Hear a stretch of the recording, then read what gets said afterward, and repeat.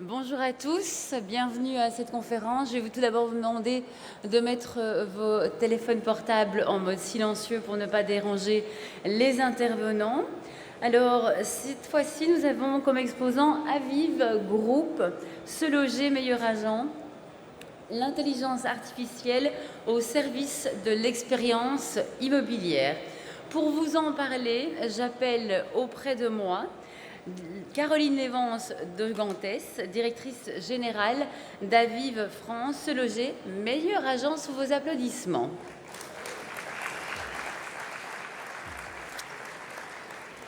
Qui est là? Vous aviez eu peur de venir près de moi? Attention aux marches. Je vous laisse introduire le reste de la conférence. Bonjour à toutes et à tous et bienvenue à notre conférence l'IA au service de l'expérience immobilière. Je suis Caroline Evans de Gantès, directrice générale d'Aviv et votre capitaine pour les 45 minutes qui vont suivre. Mais d'abord, une première question dans la salle. Levez la main si vous connaissez Aviv. Ah oui, c'est bien, on a bien fait la pédagogie l'année dernière, je pense. Donc, Aviv, c'est quoi? Aviv, c'est la PropTech leader en Europe. C'est les portails leaders de leur pays, Se Loger en France, ImmoWeb en Belgique, ImmoWelt en Allemagne. C'est leader des estimations en ligne en France avec Meilleurs Agents, leader dans le marché du neuf, du luxe. Et aujourd'hui, on est là pour parler de la France et Se Loger, site IMO préféré des Français. 3 chiffres, 30 000 clients, 40 millions de visites chaque mois et 40% de notre audience est exclusive. Ça veut dire que 40% des internautes qui viennent sur Se Loger ne vont pas visiter d'autres portails. C'est une audience riche, intentionniste. Pour quasiment un Français sur deux, Se Loger égale IMO. Et qu'est-ce qu'ils viennent chercher, ces Français, sur nos sites? Qu'il s'agit de l'acheteur, du vendeur, de locataire, de l'investisseur, ils viennent concrétiser le projet IMO avec un accompagnement de A à Z. Et un profil peut en cacher un autre. 72% des vendeurs sont aussi des acheteurs. 48% des acheteurs sont aussi des vendeurs. Et sur Se Loger, nous adressons tous ces cibles, tous ces besoins. Et notre mission, qui est de connecter le bon porteur de projet au bon professionnel d'immobilier, au bon bien, au bon moment, c'est plus que jamais critique et crucial pour vous les professionnels. Parce que oui, on est dans un moment de crise, le marché est tendu. Qui dit crise dit innover. On l'a vu avec la crise sanitaire, ça n'a pas mal bougé dans l'IMO pendant la crise sanitaire. Oui, il y aura l'innovation. Oui, cette crise va générer l'innovation. Et l'innovation qui est partout en ce moment, c'est quoi? C'est l'intelligence artificielle. On l'a entendu juste avant pendant les pitchs. Bravo aux 3 entreprises avec des innovations super. Oui, c'est partout, c'est dans la presse, mais ceci, ça commence à être dans nos quotidiens, dans notre métier. Pourquoi? Parce que vous êtes 27% des agents IMO, dans un sondage que je vais vous présenter tout à l'heure, 27% qui ont déjà utilisé l'intelligence artificielle dans le métier, dans votre quotidien. Et notre mission reste plus que jamais important d'être sûre et certaine que cette technologie va apporter de l'efficacité, la simplification dans la recherche immobilière.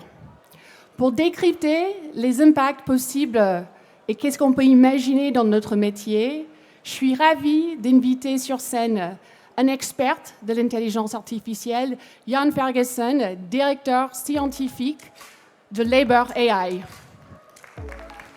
Et je vous retrouve tout à l'heure.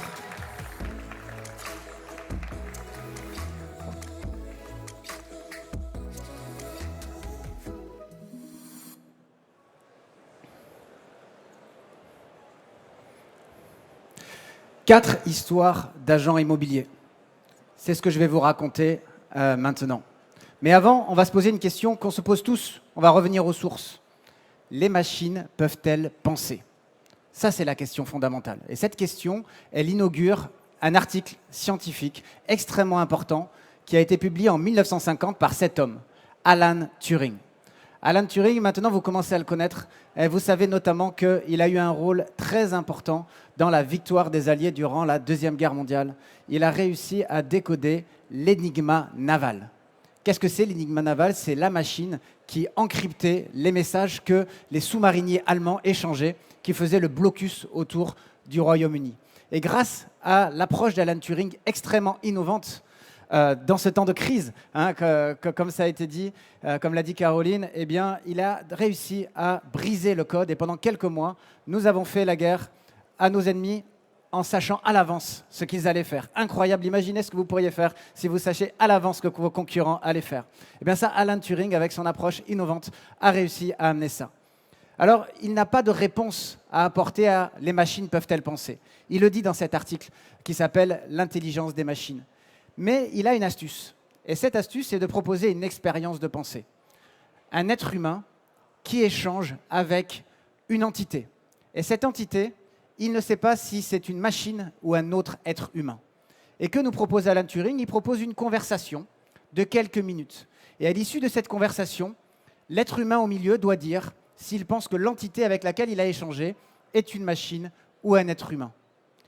La conclusion de Turing, c'est que si une machine est capable de mystifier un juge après une conversation de quelques minutes, eh bien nous devons accepter l'idée que la machine est intelligente. Et donc vous voyez d'emblée, Alan Turing situe l'intelligence de la machine dans une mystification, ce qui est à la fois extraordinaire et un petit peu inquiétant. Voulons-nous être mystifiés par l'intelligence artificielle? Alors il a prédit que ça allait arriver en l'an 2000. Et c'est faux. Ce n'est pas arrivé en l'an 2000, c'est arrivé maintenant. Vous êtes les témoins de la réussite d'un des plus célèbres tests scientifiques, le test de Turing. L'homme a été dupé par l'intelligence artificielle lors d'une conversation. Vous avez peut-être vous-même été bluffé par ce qu'a produit ChatGPT. Par contre, il avait dit autre chose avec lequel on n'est pas tout à fait d'accord, c'est l'idée qu'on peut véritablement parler d'intelligence. Est-ce qu'on peut vraiment parler d'intelligence avec ces machines? Et c'est de cela dont on va parler un petit peu. 1950, on fait un bond dans le temps. 1955-1956, ces hommes que vous voyez se réunissent à Dartmouth lors d'une université d'été. Et ils proposent, durant cette université, de poser les bases d'une nouvelle discipline qu'ils appellent intelligence artificielle. Et cette nouvelle discipline, elle a pour but de faire par des machines des tâches mentales de haut niveau qui, jusque-là, étaient réalisées de manière plus satisfaisante par des êtres humains. Voilà le projet. Réussir à faire par des machines des tâches mentales de haut niveau que seuls les humains étaient considérés comme habilités à faire jusque-là. L'organisation de la mémoire, l'apprentissage perceptuel et le raisonnement critique. Voilà des choses que les machines ne peuvent pas faire et voilà ce que l'intelligence artificielle se propose de faire. Alors, dès le début, la discipline s'est organisée autour de deux grandes approches. L'approche symbolique, qui consiste à intégrer dans la machine les règles que nous, les humains, nous mobilisons face à un problème. C'est les règles de haut niveau. L'objectif, c'était de faire un cerveau adulte et, si possible, de faire un cerveau brillant, de faire Einstein. L'autre approche est totalement différente. Elle consiste à essayer d'aider à une machine à apprendre par elle-même. Donc davantage de faire un cerveau d'un enfant.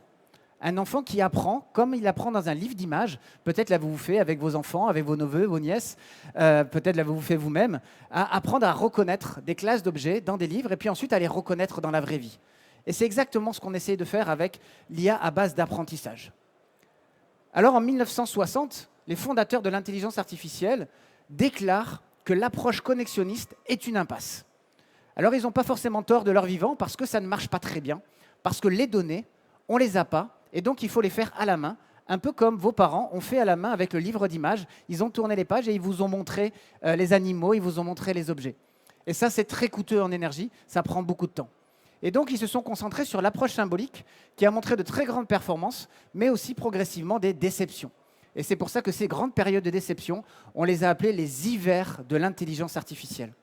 Et aujourd'hui, nous sortons d'un hiver et nous avons un nouveau printemps. Et ce printemps, ce qui est incroyable, c'est qu'il se réalise autour de l'approche connexionniste, l'approche à base de données. Pourquoi? Eh bien parce qu'entre-temps, il s'est passé quelque chose d'extraordinaire. Nous avons eu Internet, et sur Internet, il y a le big data, c'est-à-dire une très grande quantité d'images, une très grande quantité d'informations qui peuvent servir de base d'entraînement à ces systèmes qui apprennent. Et donc, nous sommes entrés dans l'ère de l'intelligence artificielle connexionniste. Nous avons des cerveaux enfants machiniques à qui nous apprenons à réaliser des tâches importantes. Alors évidemment, ça pose une première inquiétude. On a décidé de ne pas vous épargner des sources anxiogènes parce qu'on va faire un travail honnête. Et oui, la première question, c'est est-ce que ça va vous remplacer? Et ça, c'est l'une des premières grandes questions qui a été soulevée par l'émergence de l'intelligence artificielle et qui notamment est apparue dans cet article que vous avez peut-être découvert en 2013. On fête les 10 ans de cet article. 47% des emplois américains, nous disent ces économistes, se situeraient dans une probabilité haute d'automatisation d'ici 10 à 20 ans. Quasiment un emploi sur deux aux États-Unis pourrait être automatisé. Quelle horreur! Moi, je suis né en 1980 et en France, il y a à peu près 10% de chômage depuis 1980 et on dit c'est le grand problème de la France. Imaginez si tout d'un coup, ça devenait un emploi sur deux. Alors, comment ils ont fait? Eh bien, ils ont regardé d'abord ce que les machines avaient du mal à faire et ce sur quoi les humains étaient meilleurs que les machines. Et donc, ils ont identifié 3 familles de compétences. L'intelligence en 3 dimensions, perceptuelle, la manipulation, évoluer dans un monde physique, la créativité et les interactions sociales.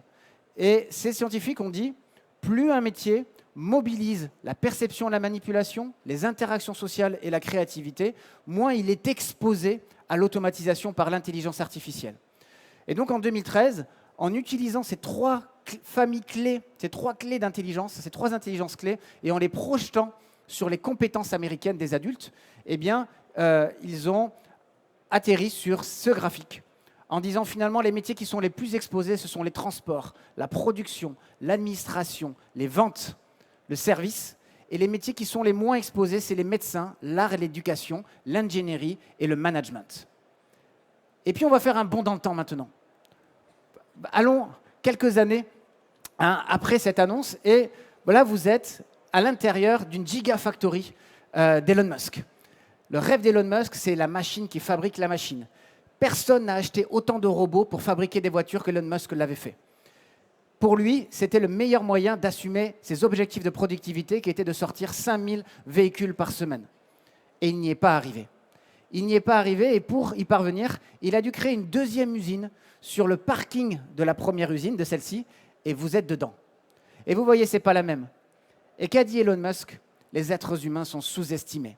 Et oui, les êtres humains sont sous-estimés parce qu'ils font des choses importantes. Ils ne savent pas qu'ils les font, mais s'ils ne les faisaient pas, ça ne marcherait pas. Alors que les robots ne font que ce qu'on leur demande. Et donc, très vite, il a compris que c'était une erreur de penser qu'on pouvait tout automatiser, qu'il fallait plutôt trouver la meilleure interaction possible entre le travailleur et la machine. On avance encore un peu dans le temps et on va en 2023. En 2023, juillet 2023, vous voyez, on actualise, l'OCDE propose une étude de l'état de l'art de la science 2010-2015 en intelligence artificielle et dit voilà ce sur quoi l'intelligence artificielle a le plus avancé entre 2010 et 2015. Reconnaître la musique, reconnaître le langage, traduire, les jeux de stratégie abstraite, la modélisation du langage, la réponse à des questions visuelles, les reconnaissances d'images, la génération d'images, la compréhension de la lecture et les jeux vidéo en temps réel. Voilà ce sur quoi l'intelligence artificielle a progressé. La question, c'est qu'est-ce que ça veut dire en termes de compétences professionnelles? Donc l'OCDE a projeté ça en matière de compétences et finalement a dit voilà les compétences sur lesquelles l'intelligence artificielle a avancé. Ordonnancer l'information, ça a été dit par un speaker, mémorisation, vitesse de perception et flexibilité et vitesse de structuration. Et l'OCDE a pris ces 4 grandes compétences sur lesquelles l'intelligence artificielle a beaucoup avancé et les a projetées sur une grande étude mondiale, l'étude PIAC, sur les compétences des adultes. Et voilà ce sur quoi ils ont atterri. Les métiers les plus exposés sont les managers, les directeurs généraux et les ingénieurs. Les métiers les moins exposés, ce sont les éboueurs, les manœuvres et les agents de nettoyage. Donc vous voyez, en 10 ans, on a complètement retourné ce que l'on pensait être les métiers les plus exposés. Et aujourd'hui, eh bien, c'est un peu la revanche des cols bleus. Et ce sont les cols blancs, hein, ce sont vous et moi qui devons absolument nous embarquer dans cette révolution pour travailler en bonne intelligence avec l'intelligence artificielle. Alors, une fois qu'on a dit que ça serait plutôt une révolution de coopération avec la machine, davantage que de remplacement par la machine, eh bien, il y a une autre peur qui arrive, c'est est-ce que je vais devoir obéir à une machine? Alors évidemment, on a tous un peu Terminator en tête, Matrix, etc. Mais moi, je voudrais parler de ce à quoi on ne pense pas. C'est la façon dont on devient passif quand on utilise des machines. Quand on les utilise de manière avec trop de confiance. Voilà, trop de confiance dans la machine peut nous amener à la mésaventure de ce monsieur ou de cette dame qui n'a pas regardé correctement la route. Il y a aussi l'effet de contentement. Ce que m'a produit l'IA n'est pas terrible, mais je veux me contenter parce que je n'ai pas envie de faire les efforts complémentaires qui vont me permettre de faire mieux. Donc je vais me contenter du moyen, et se contenter du moyen, ce n'est pas gratifiant. Voilà, on est là pour viser quelque chose qui nous intéresse, on est là pour l'excellence. Perte de conscience de la situation. Je me suis trop focalisé sur mon téléphone portable pour m'indiquer la route, et je n'ai pas vu que mon environnement immédiat m'a envoyé des informations. Il n'y a plus de route. Et donc nous devons nous concentrer aussi sur notre environnement physique, plutôt que uniquement sur le dispositif technique. Excès de prudence, le système est performant, j'ai peur de me tromper dans la remédiation que je vais amener au système et finalement de me faire un peu allumer par mon manager si jamais j'ai fait une mauvaise correction de l'IA. Et puis une perte d'expertise et une dépendance à la machine lorsque je ne fais plus et je ne fais que surveiller la machine qui fait. Tout ça pour vous dire que ce ne sont pas des fatalités. Si vous prenez la liste de ces sujets et que vous dites moi je vais être vigilant, je ne vais pas me laisser embarquer par ces limites, eh bien vous allez être totalement actif avec l'IA et vous allez pouvoir entrer dans l'ère de l'agent augmenté. L'agent augmenté, pour moi, c'est 4 grandes familles d'agents. C'est d'abord une augmentation rationalisation. Qu'est-ce que ça veut dire? Ça veut dire vous allez avoir une homogénéisation de la performance. Il y a des agents débutants et il y a des agents expérimentés. Mais il y a un client qui a besoin d'une performance. Comment on peut faire pour compenser ça? Eh bien, peut-être que l'agent qui débute peut être aidé par un système d'IA. Là, un exemple que je vous donne, c'est l'utilisation de l'IA générative dans la résolution de problèmes des clients. On a utilisé l'intelligence générative, on s'est rendu compte que les débutants sollicitaient beaucoup moins les expérimentés pour de l'aide et qu'ils augmentaient plus vite leur performance et qu'ils progressaient plus vite grâce à l'IA et qu'en plus, le client demandait moins souvent à avoir le supérieur du téléopérateur. Vous avez aussi l'augmentation délégation. Déléguez à l'IA les tâches à faible valeur ajoutée et concentrez-vous là où vous pouvez produire de la valeur. Là, l'exemple que je vais vous donner, ce sont des petits fournisseurs d'énergie qui, chaque mois, doivent mettre en ligne leur production d'énergie pour être payés. Le problème, c'est que comme ils le font qu'une fois par mois, entre-temps, ils oublient comment il faut faire. Et donc, ils vont écrire un mail au comptable qui doit les payer. Et à cette période de l'année-là, à cette période du mois, les comptables peuvent passer 6 heures par jour à répondre à des mails qui sont toujours les mêmes. Mettons un chatbot qui répondra à ces mails identiques et comme ça, on laissera les comptables répondre aux mails les plus complexes et aussi à faire de la comptabilité, ce qui est aussi leur cœur de métier. L'augmentation remédiation, c'est lorsque l'IA permet aux travailleurs de faire ce qu'il ne sait pas faire parce que nous ne sommes pas omnipotents. Il y a des choses que nous ne pouvons pas faire. Par exemple, vous avez des systèmes d'intelligence artificielle qui peuvent prédire le risque de démission d'un collaborateur et qui peuvent aussi évaluer l'intérêt de la remédiation que vous allez mettre en œuvre pour garder ce collaborateur avec vous. Et enfin, vous avez l'augmentation coopération. L'humain et la machine arrivent à une performance inédite parce qu'ils travaillent bien ensemble. Vous avez un être humain qui peut arriver à une performance, une machine qui peut arriver à une performance, mais l'ensemble arrive à une super performance. Là, l'exemple que je voudrais vous donner, c'est un système d'IA d'aide au recrutement qui, d'un côté, va faire une analyse quantitative et qualitative des candidats, mais en même temps, l'organisation qui dit, en dernier recours, c'est aussi l'intuition du recruteur qui va peser. Et donc, plutôt que de dire la machine va remplacer l'humain ou l'humain a le dessus sur la machine, on organise une interaction entre l'humain et la machine, entre le recruteur et la machine, pour trouver le meilleur candidat. Et puis enfin, vous avez l'agent réhumanisé. Ça, c'est étrange. Et si l'intelligence artificielle, si technique, si froide, nous aidait à repenser ce que nous sommes en tant que travailleurs, à ce que nous sommes en tant qu'êtres humains. Et ça, c'est assez fascinant. Et j'ai un de mes professeurs qui disait, mais en fait, ce qui est intéressant dans l'intelligence artificielle, c'est qu'elle nous aide à nous regarder. Quels sont les contours de notre humanité? Et ça, les étiquettes que vous voyez derrière moi, ce sont des travaux sur l'intelligence humaine. L'intelligence artificielle, elle est très forte en intelligence logico-mathématique. Depuis ChatGPT, elle est aussi assez forte en intelligence verbale et linguistique. Mais nous, les humains, nous avons beaucoup de formes d'intelligence. Nous avons aussi l'intelligence visuelle et spatiale. Nous avons aussi l'intelligence du corps. Nous avons l'intelligence musicale, l'intelligence naturaliste, l'intelligence interpersonnelle, se comprendre, et l'intelligence atrapersonnelle, nous comprendre nous-mêmes. Et j'ai trouvé cette citation d'un acteur de l'intelligence artificielle et de l'immobilier qui dit « L'immobilier n'est pas qu'une question d'estimation, de commercialisation, c'est avant tout de l'affect. Ce sont des projets de vie qui passent par des discussions, des solutions, des échanges. La grande majorité des acquéreurs fonctionnent à l'affect, au sentiment, à la confiance qu'il accordera à ses interlocuteurs. Et à ce stade, aucune IA ne peut remplacer l'humain. Voilà, aucune IA ne peut remplacer l'humain. Et donc, concentrons-nous sur ce qui est proprement humain dans notre métier.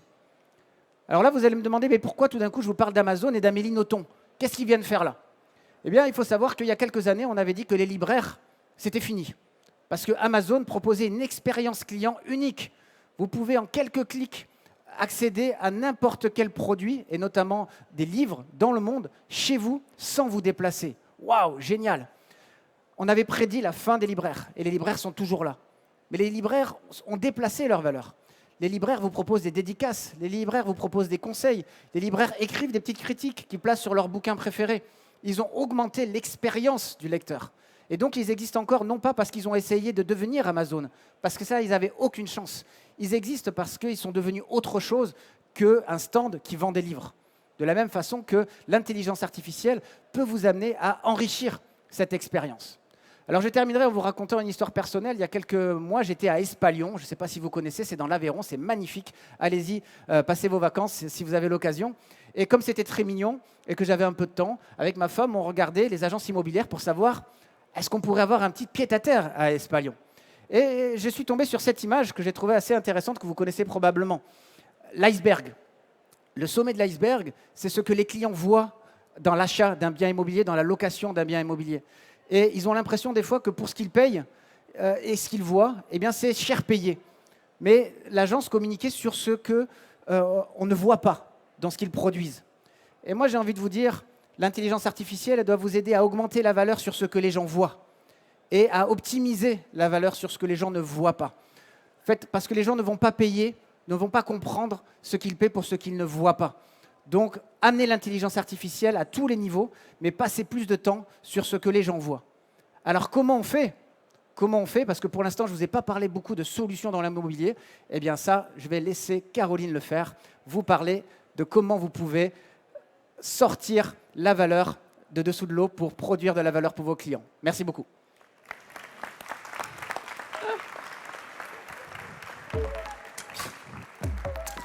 Merci Anne, super.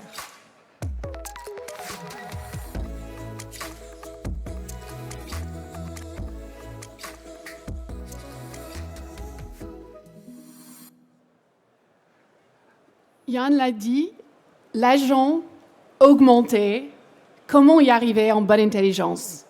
Mais d'abord, je pense que ce qui est important, c'est quel est le regard que vous portez, les produits immobiliers, sur cette technologie. Et pour étudier un peu cette question, on va regarder ensemble des enseignements d'une étude exclusive, Sologer, menée sur le site auprès de 300 agents immobiliers pendant le mois d'octobre. Qu'est-ce que vous nous dites? Bon, déjà, vous êtes familier avec les concepts d'intelligence artificielle. 91% en ont entendu parler de l'IA. 45% connaissent bien, ou plutôt bien, le concept. Deuxième enseignement de cette étude, ça va avoir un impact sur notre métier. Pour 2/3 des agents, l'IA aura un impact. Et pour 3/4 d'entre eux, l'impact est plutôt positif, une opportunité. Troisième enseignement de cette étude, 27% l'utilisent déjà dans le cadre professionnel. Donc, on va faire un petit sondage sur place. Levez la main si vous faites partie de 27% qui l'utilisent déjà dans votre quotidien. Ici, on est sur plus de 27%, donc vous êtes très avancé face à la moyenne. Et parmi eux, 61% l'utilisent pour la rédaction des annonces. Donc on va en revenir plus tard parce que ça fait partie d'une des solutions pour l'utiliser en bonne intelligence et augmenter l'agent. Et puis finalement, pour ceux qui ne l'utilisent pas, pourquoi? Quels sont les freins? Bon, il y en a deux. 47% avouent ne pas avoir pensé à l'utiliser et 32% n'y voient pas d'intérêt. Donc entre la connaissance et on n'y voit pas d'intérêt, il y a une grande diversité autour de cette technologie. Mais je vais vous partager mes deux convictions. Le potentiel est sous-estimé. Yann nous a montré les chiffres, mais aussi je fais appel à cette anecdote. Il y a 25 ans, on parlait d'Internet comme gadget, et maintenant, bien sûr, c'est plus que ça. Et deuxièmement, la deuxième conviction, c'est que ça va nous rendre plus efficaces, ça va nous permettre d'optimiser ce qui est caché dans l'iceberg. Donc 75% de la valeur ajoutée vient des opérations du quotidien selon l'étude McKinsey. Donc forte de ces deux convictions, nous avons créé chez Avib le Lab GenAI. Et ce laboratoire de recherche pure R&D a un seul but: faciliter la vie quotidienne des agents, les augmenter via l'innovation. Donc c'est votre quotidien. Donc avant d'explorer les 4 pistes de recherche que nous menons en ce moment, revenons ensemble sur le processus d'innovation chez Aviv. Ce qu'on voit derrière moi, c'est la complexité d'un écosystème, l'expérience immobilière. Et chez Aviv, nous consacrons plus de 160 000 heures chaque année à l'étude, à la détection des besoins de tous les porteurs de projets et les professionnels immobiliers. Nous identifions toutes les étapes dans les parcours pour essayer de simplifier, fluidifier et rendre plus efficace chaque étape du parcours. Pour remplir la mission, bon bien, bon professionnel immobilier, le bon timing, le bon portrait de projet. Et dans les études et dans la recherche que nous menons au sein du Lab GenAI, nous mettons l'accent sur 3 étapes du parcours: la rédaction des annonces, la gestion des visites et la gestion des leads pour simplifier votre quotidien. Donc, première piste élaborée au sein de notre laboratoire en recherche, c'est la rédaction des annonces. Et on sait tous que la photo, la qualité de l'image est un facteur critique dans la qualité de l'annonce. Plus que la photo est belle, est pertinente, est de qualité, plus que l'annonce va avoir une visibilité, une performance. Et la solution qu'on va imaginer ensemble, c'est avec l'intelligence artificielle de demander à la machine de rendre l'image, de dépixeliser l'image, de la rendre en haute définition tout de suite comme ça. Le deuxième aspect de la rédaction des annonces qu'on aimerait simplifier, c'est le descriptif de l'annonce. Vous passez des heures et des heures potentiellement de mettre des bons mots-clés, de mettre des mots pertinents pour que l'annonce remonte en tête de liste et soit visible pour le SEO. Et imaginons la solution dans un clic, générer une description qui est enrichie, conversationnelle, très riche, avec tous les bons mots-clés du moment qui vont permettre à l'annonce de monter en tête de liste et gagner en SEO. Pas mal, hein? Continuons avec le troisième piste de recherche que nous menons en ce moment. Il s'agit de l'étape de gestion des visites. Les gestions des visites. Vous recevez des dizaines, des douzaines, plus que ça, j'imagine, des appels, des SMS, des WhatsApp, pour des questions très détaillées autour d'un bien. Quelle est l'orientation? Est-ce que c'est proche à tel commerce ou telle école? Qu'est-ce que c'est le voisinage de l'immeuble, la copropriété? C'est comment? Et si, avec une technologie, un chatbot, un assistant virtuel, pour chaque bien, c'est donné par notre solution plateau, le Doctolib de l'immobilier, pour chaque bien, il y a une discussion en amont pour que quand vous allez recevoir une visite pour le bien, quand le porteur de projet va programmer la visite, vous êtes sûr d'avoir un candidat très qualifié qui a déjà posé des questions plutôt détaillées et qui a un contact très, très pertinent pour le bien. Le logement est-il proche des transports?